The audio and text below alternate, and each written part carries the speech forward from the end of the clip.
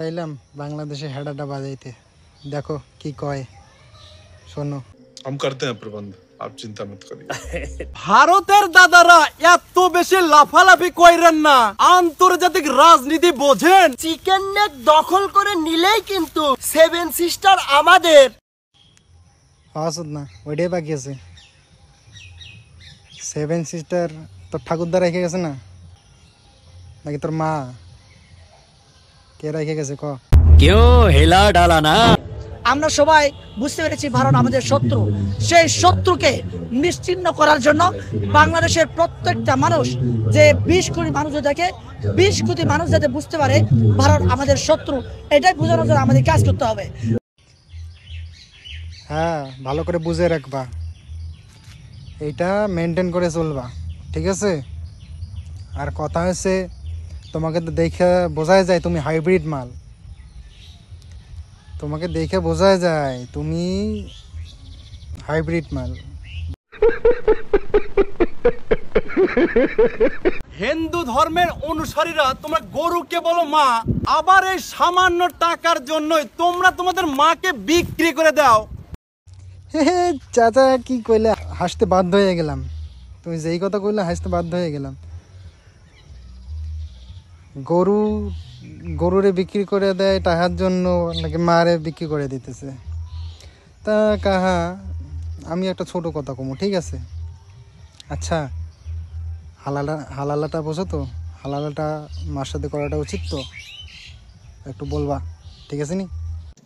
टपाटप टपाटप टपाटप मालूम ना कैसा लेते फिर टपाटप टपाटप टपाटप। পাকিস্তানের পক্ষ নিলে বলেন রাজাকার, আবার ভারতের পক্ষ নিলে বলেন ভারতের দালাল। নিরপেক্ষ থাকলে বলেন কাপুরুষ।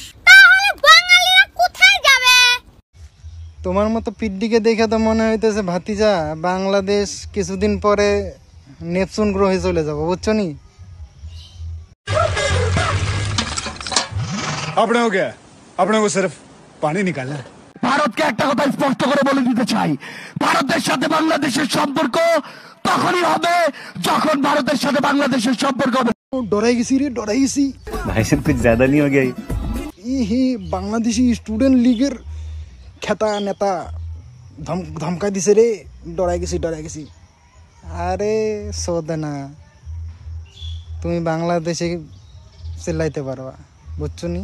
এদিক ওদিক একটু সরে দেখো, যে কেউ লাথি মারে চলে যাবো, মুখের মধ্যে মুতে দিয়ে চলে যাবো, সোদনা। জেনে রেখো ভারতবাসীরা, নমরুদ ছিল গোটা পৃথিবীর সম্রাট। তাকে মারার জন্য আল্লাহর অস্ত্র ছিল একটা ল্যাংড়া মশা। না, তোরা প্রমাণ করে দিলি, যেটাকে মেনে চলিস তোরা, সেটা তার অকাতটা কতটুকু এটা প্রমাণ করে দিলি। শেষ পর্যন্ত কিন্তু ল্যাংড়া মশাকে দিয়ে চলা অন্য কাউকে মারিয়েছে, গান্ডু কাইকা। দেখেন ডক্টর মোহাম্মদ ইউনূস স্যার বাংলাদেশে কি নিয়ে আসলো, রাউটার নিয়ে আসলো। অন্য কোনো দেশের বিমান বাংলাদেশে ঢুকলেই সাথে সাথে অ্যালার্ম বাজবে।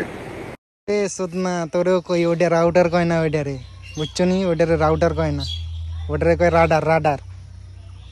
মানে একটুখানি যদি শিক্ষার সাথে একটু যদি হাত পা যদি মারতা, তাও একটু মনে হয় জীবনে কিছু করে খাইতে পারতা, এইসব ভিডিও বানাইতে হইতো না। পারমাণবিক বোমা এবার বানাবে বাংলাদেশে, এটা শুনে দাদাবাবুদের মাথায় হাত। সবাই ভিডিওটি শেয়ার করবেন। ये सब क्या देखना पड़ रहा है, अच्छा है मैं अंधा हूँ।